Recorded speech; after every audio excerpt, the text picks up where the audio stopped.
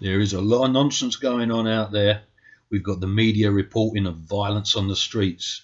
We've got racial division. We've even got the chance that there could be a new civil war. But is this reality, or is this just a constructed illusion by the architects of chaos, the media? Welcome back to The Lead, the national lead now. By most accounts, almost all of the people protesting against the hateful bigots, the Nazis and Klansmen in Charlottesville, were peaceful, but not all of them. In their midst was a sometimes very violent group of protesters that call themselves Antifa, known to not only clash with bigots, but also sometimes with police and occasionally storefronts. Multiple writers for CNN contributed to that script for Jake Tapper. So let's understand, in a civilized society, unlawful violence is never justified. But Tapper's words are nothing more than a nod and a wink to these people. Antifa is any group that's willing to stand up against fascists by any means necessary. I can support using by any means necessary to defend yourself in a stand your ground situation. I can't see using it though when you're running around in your little black spandex ninja outfits attacking people that you don't agree with. But the media, for some reason, seem to agree with this group and their tactics.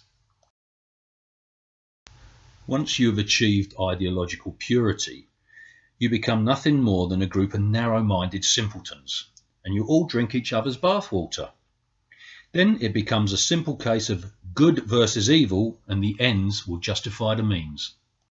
Protesting against the hateful bigots, protesting against the hateful bigots, protesting against the hateful bigots. Explain to me the reasoning behind fighting. You have to make it so unpalatable to be doing white supremacist organizing that they no longer want to do that. And historically, that's what's worked. You have to put your body in the way, and you have to make it speak in a language that they understand, and sometimes that is violence. Aside from a few hardcore thugs, the vast majority of this group are nothing more than privileged middle-class kids who are LARPing and pretending they're Leon Trotsky. In an attempt to get a pat on the head from the media, failed presidential candidate Mitt Romney thought he'd join in.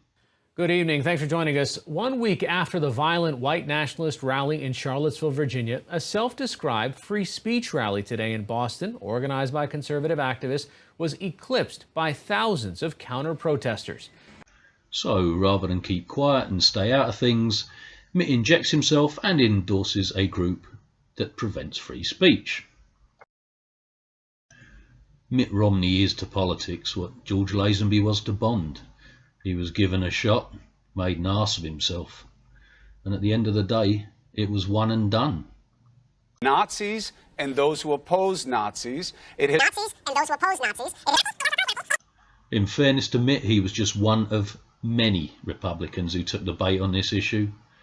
It was framed as moral versus immoral. They wanted to get good media coverage, so they jumped in. Of course, little Marco, he also jumped in, made similar statements to Mitt Romney, realised the way it was going, and then for some reason turned himself into an evangelical preacher and hoped it would all go away. The problem with an endorsement is you own it. And now what has happened? This group is using violence to prevent free speech and is flinging piss at cops in an attempt to shut down people that disagree with them. So here we have people that initially thought this was a great idea end up looking like complete tools. Protesting against the hateful bigots, Protesting against the hateful bigots. Protesting against the hateful bigots. This group is a mirror image of the ideology that they're telling us they want to stop. They're driven by hate, they're identitarian in nature and totalitarian in practice. And America will not buy it. Nazis and those who oppose Nazis. Charlottesville was a tragedy. The Department of Justice has come with an appropriate response and an investigation is underway. The media, however, failed to report accurately or honestly, and they picked a side that suited their own ideological purity. You would have to live in a world with rose-tinted glasses to think that this tweet by CNN is anything other than stoking a fire that is already burning. And then the Washington Post thought that they might as well pile on and say a third of Trump supporters are apparently indifferent to white supremacist views.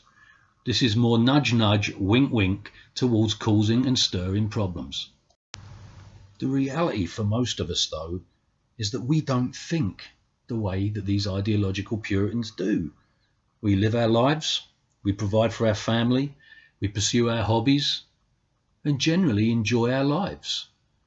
The stuff that they're promoting is nothing more than a cultural revolution that we really do not want any part of. The election in 2016 showed that, and they still don't understand it. Unless you're paying big money to sit in a college classroom, most people don't like to be told what to think. They like to come up with their own opinion, and invariably that opinion will be based upon the facts as presented in a rational, fair, neutral manner. When things are presented as good and evil, that's usually too simplistic. When people see pictures like this, they see idiots on both sides wearing silly costumes. Simple as. Here we've got fascists pretending not to be fascists. And then we've got what is essentially college kids running around in hoodies pretending to be Che Guevara. Americans don't live their lives like this. The media will never understand us, but this stuff is just simply ludicrous to most people. Protesting against the hateful bigots. A few dozen people attended the event organized by the Boston Free Speech Coalition, but shortly after the rally was scheduled to start and vastly outnumbered, they left the site. Today's organizers had publicly distanced themselves from the racist groups that gathered last week in Charlottesville. After officials declared the so-called free speech rally over, some counter-protesters scuffled with police. Shutting down free speech in America is a losing political proposition. We love our country, our flag, and our Constitution. Those who don't are on the fringes of society. You've got brainwashed college kids, paid political agitators, and urban elitists, whether in politics or in the media, who have never done a real day's work in their life and will never understand how people who have live their lives. Despite 24/7 wall-to-wall coverage of all of this and the promotion of their agenda, an interesting poll came out from Rasmussen. And this shows that despite all of this pressure, Americans still are not buying it. 85% of American adults think people giving the right to free speech is more important than making sure that people are not offended. In fact, only 8% think that offending people should be prevented.